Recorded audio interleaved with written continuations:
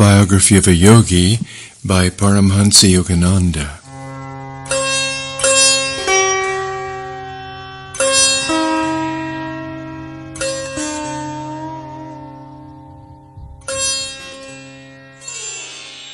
Chapter 35. The Christ-like Life of Lahiri Mahashai. Thus it becometh us to fulfill all righteousness. In these words to John the Baptist, and in asking John to baptize him, Jesus was acknowledging the divine rights of his Guru. From a reverent study of the Bible from an Oriental viewpoint, and from intuitional perception, I am convinced that John the Baptist was, in past lives, the Guru of Christ. There are numerous passages in the Bible which infer that John and Jesus in their last incarnations were respectively Elijah and his disciple Elisha. These are the spellings in the Old Testament. The Greek translators spelled the names as Elias and Eliseus. They reappeared in the New Testament in these changed forms. The very end of the Old Testament is a prediction of the reincarnation of Elijah and Elisha. Behold, I will send you Elijah the prophet before the coming of the great and dreadful day of the Lord. Thus John, Elijah, sent before the coming of the Lord, was born slightly earlier to serve as a herald for Christ. An angel appeared to Zacharias the father to testify that his coming son would be no other than Elijah or Elias.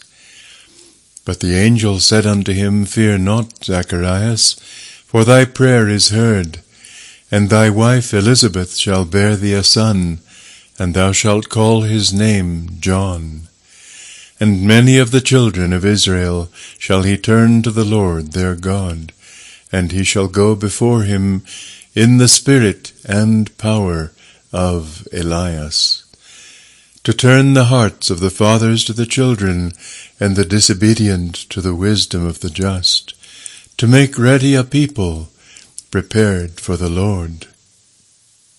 Jesus twice unequivocally identified Elijah or Elias as John. Quote, Elias is come already, and they knew him not. Then the disciples understood that he spake unto them of John the Baptist. End quote. Again, Christ says, For all the prophets and the law prophesied until John, and if ye will receive it, this is Elias, which was for to come. When John denied that he was Elias or Elijah, he meant that in the humble garb of John, he came no longer in the outward elevation of Elijah the great Guru. In his former incarnation, he had given the mantle of his glory and his spiritual wealth to his disciple Elisha. Quote, And Elisha said, I pray thee, let a double portion of thy spirit be upon me. And he said, Thou hast asked a hard thing. Nevertheless, if thou see me when I am taken from thee, it shall be so unto thee. And he took the mantle of Elijah that fell from him. The roles became reversed, because Elijah John was no longer needed to be the ostensible guru of Elisha Jesus, now perfected in divine realization. When Christ was transfigured on the mountain, it was his guru Elias with Moses whom he saw.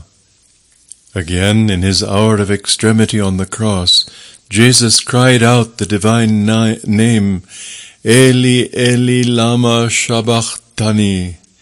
That is to say, my God, why hast thou forsaken me? Some of them that stood there, when they heard that, said, This man calleth for Elias. Let us see whether Elias will come to save him. The eternal bond of guru and disciple that existed between John and Jesus was present also for Babaji and Lahiri Mahashai.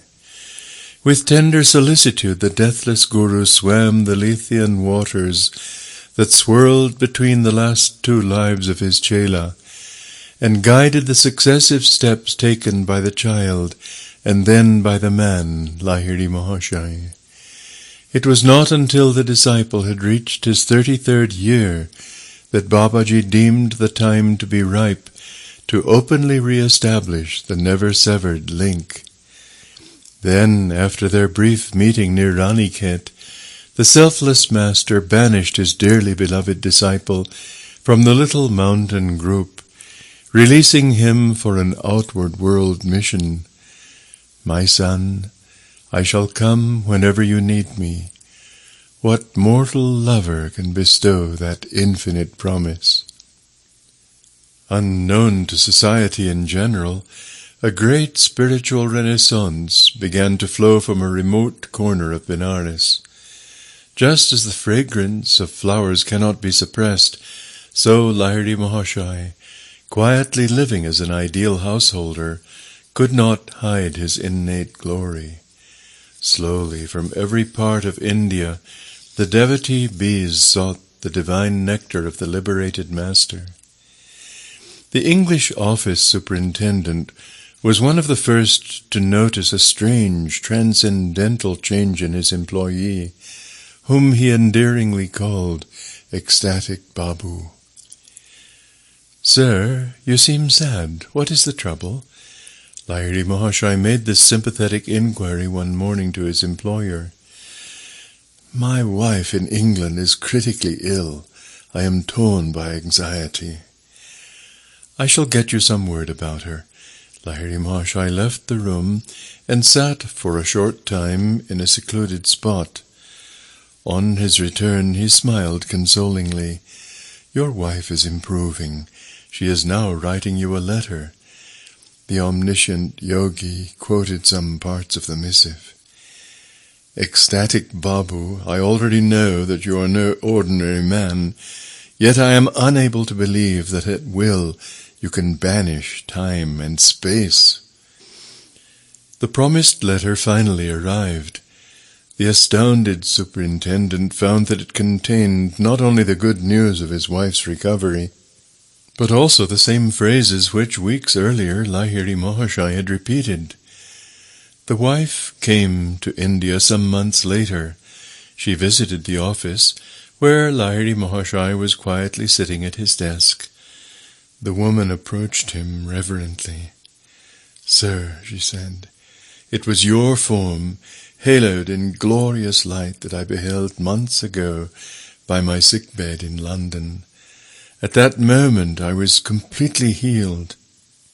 Soon after I was able to undertake the long ocean voyage to India." Day after day, one or two devotees besought the Sublime Guru for Kriya initiation. In addition to these spiritual duties, and to those of his business and family life, the great master took an enthusiastic interest in education. He organized many study groups, and played an active part in the growth of a large high school in the Bengali Tola section of Benares. His regular discourses on the scriptures came to be called his Gita Assembly, eagerly attended by many truth-seekers. By these manifold activities, Lahiri Mahashai sought to answer the common challenge, after performing one's business and social duties, where is the time for devotional meditation? The harmoniously balanced light of the great householder Guru became the silent inspiration of thousands of questioning hearts. Earning only a modest salary, thrifty, unostentatious, accessible to all, the master carried on naturally and happily in the path of worldly life. Though ensconced in the seat of the Supreme One, Lahiri Mahashai showed reverence to all men, irrespective of their differing merits. When his devotees saluted him, he bowed in turn to them. With a childlike humility, the master often touched the feet of others, but seldom allowed them to pay him similar honor, even though such obeisance toward the Guru is an ancient Oriental custom. A significant feature of Lahiri Mahashai's life was his gift of Kriya initiation to those of every faith. Not Hindus only, but Muslims and Christians were among his foremost disciples. Monists and dualists, those of all faiths or of no established faith, were impartially received and instructed by the universal Guru. One of his highly advanced chelas was Abdul Ghaffur Khan, a Mohammedan. It shows great courage on the part of Lahiri Mahashai that, although a high-caste Brahmin, he tried his utmost to dissolve the rigid caste bigotry of his time. Those from every walk of life found shelter under the Master's omnipresent wings. Like all God-inspired prophets, Lahiri Mahashai gave new hope to the outcasts and downtrodden of society. Always remember that you belong to no one, and no one belongs to you. Reflect that some day you will suddenly have to leave everything in this world. So make the acquaintanceship of God now, the great Guru told his disciples. Prepare yourself for the coming astral journey of death by daily riding in the balloon of God perception.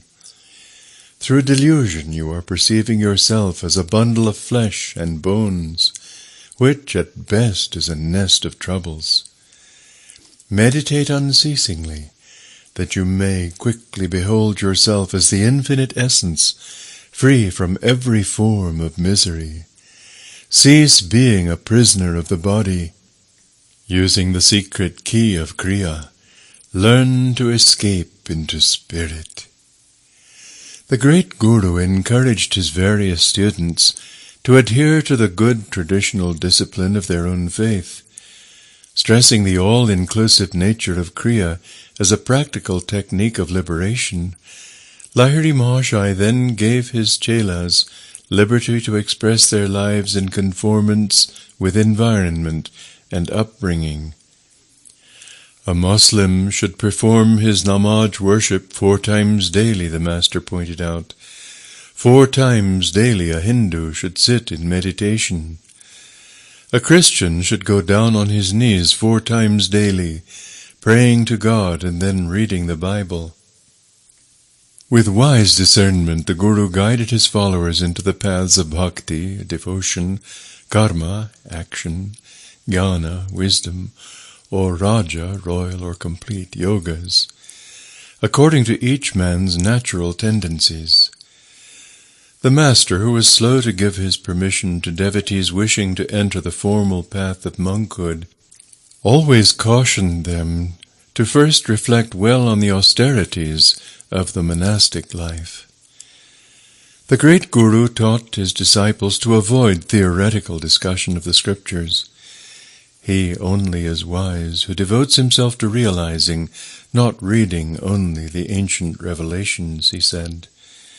Solve all your problems through meditation. Exchange unprofitable religious speculations for actual God contact. Clear your mind of dogmatic theological debris. Let in the fresh healing waters of direct perception. Attune yourself to the active inner guidance. The divine voice has the answer to every dilemma of life. Though man's ingenuity for getting himself into trouble appears to be endless, the infinite succor is no less resourceful. The Master's omnipresence was demonstrated one day before a group of disciples who were listening to his exposition of the Bhagavad Gita. As he was explaining the meaning of Kutastha Chaitanya, or the Christ consciousness in all vibratory creation, Lahiri Mahashai suddenly gasped and cried out, "I am drowning in the bodies of many souls off the coast of Japan." The next morning the chelas read a newspaper account of the death of many people whose ship had foundered the preceding day near Japan. The distant disciples of Lahiri Mahashai were often made aware of his enfolding presence. "I am ever with those who practice Kriya," he said consolingly to chelas who could not remain near him. I will guide you to the cosmic home through your enlarging perceptions. Swami Satyananda was told by a devotee that, unable to go to Benares, the man had nevertheless received precise Kriya initiation in a dream. Lahiri Mahashai had appeared to instruct the Chela in answer to his prayers. If a disciple neglected any of his worldly obligations, the master would gently correct and discipline him. Lahiri Mahashai's words were mild and healing, even when he was forced to speak openly of a Chela's fault. Sri Yukteswar once told me, he added ruefully, "No disciple ever fled from our master's barbs." I could not help laughing, but I truthfully assured Sri Yukteswar that, sharp or not, his every word was music to my ears. Lahiri Mahashai carefully graded Kriya into 4 progressive initiations. He bestowed the 3 higher techniques only after the devotee had manifested definite spiritual progress. One day a certain Chela, convinced that his worth was not being duly evaluated, gave voice to his discontent. "Master," he said, "surely I am ready now for the 2nd initiation." At this moment the door opened to admit a humble disciple, Brinda Bhagat. He was a Benares postman. "Brinda, sit by me here." The great Guru smiled at him affectionately. "Tell me, are you ready for the 2nd technique of Kriya?" The little postman folded his hands in supplication. "Guru Deva," he said in alarm, "no more initiations, please. How can I assimilate any higher teachings? I have come today to ask your blessings, because the first divine Kriya has filled me with such intoxication that I cannot deliver my letters." Already Brinda swims in the sea of spirit. At these words from Lahiri Mahashai, his other disciple hung his head. "Master," he said, "I see I have been a poor workman, finding fault with my tools." The postman, who was an uneducated man, later developed his insight through Kriya to such an extent that scholars occasionally sought his interpretation on involved scriptural points. Innocent alike of sin and syntax, little Brinda won renown in the domain of learned pundits. Besides the numerous Benares disciples of Lahiri Mahashai, hundreds came to him from distant parts of India. He himself travelled to Bengal on several occasions, visiting at the homes of the fathers-in-law of his 2 sons.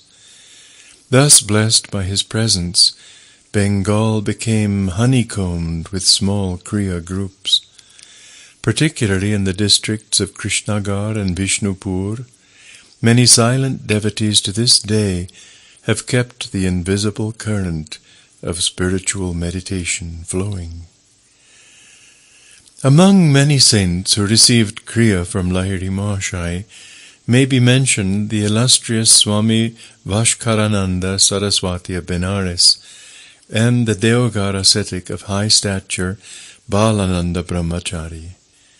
For a time, Lahiri Mahashai served as private tutor to the son of Maharaja Ishwari Narayan Sinha Bahadur of Benares. Recognizing the master's spiritual attainment, the Maharaja as well as his son sought Kriya initiation, as did the Maharaja Jyotindra Mohan Thakur. A number of Lahiri Mahashai's disciples with influential worldly position were desirous of expanding the Kriya circle by publicity. The Guru refused his permission. One Chela, the royal physician to the Lord of Benares, started an organized effort to spread the Master's name as Kashi Baba, exalted one of Benares. Again the Guru forbade it. "Let the fragrance of the Kriya flower be wafted naturally, without any display," he said. "Its seeds will take root in the soil of spiritually fertile hearts." Although the great master did not adopt the system of preaching through the modern medium of an organization or through the printing press, he knew that the power of his message would rise like a resistless flood, inundating by its own force the banks of human minds. The changed and purified lives of devotees were the simple guarantees of the deathless vitality of Kriya. In 1886, 25 years after his Raniket initiation, Lahiri Mahashaya was retired on a pension. With his availability in the daytime, disciples sought him out in ever-increasing numbers. The great Guru now sat in silence most of the time, locked in the tranquil lotus posture. He seldom left his little parlour, even for a walk, or to visit other parts of the house. A quiet stream of chelas arrived almost ceaselessly for a darshan, that is, holy sight, of the Guru. To the awe of all beholders, Lahiri Mahashaya's habitual physiological state exhibited the superhuman features of breathlessness, sleeplessness, cessation of pulse and heartbeat, calm eyes unblinking for hours, and a profound aura of peace. No visitors departed without upliftment of spirit. All knew they had received the silent blessing of a true man of God. The Master now permitted his disciple, Panchanan Bhattacharya, to open an Arya mission institution in Calcutta. Here the saintly disciple spread the message of Kriya Yoga and prepared for public benefit certain yogic herbal medicines. In accordance with ancient custom, the Master gave to people in general a neem oil for the cure of various diseases. When the Guru requested a disciple to distill the oil, he could easily accomplish the task. If anyone else tried, he would encounter strange difficulties, finding that the medicinal oil had almost evaporated after going through the required distilling processes. Evidently, the Master's blessing was a necessary ingredient. There appears in the book the handwriting of Lahiri Mahashaya, and Yogananda goes on to write, Lahiri Mahashaya's handwriting and signature in Bengali script are shown above. The lines occur in a letter to a chela. The great master interprets a Sanskrit verse as follows. He who has attained a state of calmness wherein his eyelids do not blink has achieved Sambhabhi Mudra. Signed Sri Shamacharan Devasharman. The Arya Mission Institution undertook the publication of many of the Guru's scriptural commentaries. Like Jesus and other great prophets, Lahiri Mahashaya himself wrote no books, but his penetrating interpretations were recorded and arranged by various disciples. Some of these voluntary amanuenses were more discerning than others in correctly conveying the profound insight of the Guru, yet, on the whole, their efforts were successful. Through their zeal, the world possesses unparalleled commentaries by Lahiri Mahashaya on 26 ancient scriptures. Sri Ananda Mohan Lahiri, a grandson of the Master, has written an interesting booklet on Kriya. The text of the Bhagavad Gita is a part of the great epic, the Mahabharata, which possesses several knot points. Vyaskuta, Sri Ananda wrote. Keep those knot points unquestioned, and we find nothing but mythical stories of a peculiar and easily misunderstood type. Keep those knot points unexplained, and we have lost a science which the East has preserved with superhuman patience after a quest of thousands of years of experiment.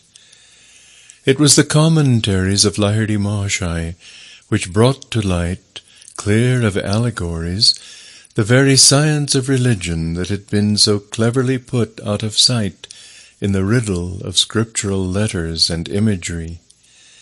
No longer a mere unintelligible jugglery of words, the otherwise unmeaning formulas of Vedic worship have been proved by the Master to be full of scientific significance. We know that man is usually helpless against the insurgent sway of evil passions, but these are rendered powerless, and man finds no motive in their indulgence when there dawns on him a consciousness of superior and lasting bliss through Kriya. Here the give-up, the negation of the lower passions, synchronizes with a take-up, the assertion of a beatitude. Without such a course, hundreds of moral maxims which run in mere negatives are useless to us. Our eagerness for worldly activity kills in us the sense of spiritual awe. We cannot comprehend the great life behind all names and forms, just because science brings home to us how we can use the powers of nature. This familiarity has bred a contempt for her ultimate secrets. Our relation with nature is one of practical business. We tease her, so to speak, to know how she can be used to serve our purposes. We make use of her energies, whose source yet remains unknown. In science, our relation with nature is one that exists between a man and his servant, or, in a philosophical sense, she is like a captive in the witness box. We cross-examine her, challenge her, and minutely weigh her evidence in human scales which cannot measure her hidden values. On the other hand, when the self is in communion with a higher power, nature automatically obeys, without stress or strain, the will of man. This effortless command over nature is called miraculous by the uncomprehending materialist. The life of Lahiri Mahashaya set an example which changed the erroneous notion that yoga is a mysterious practice.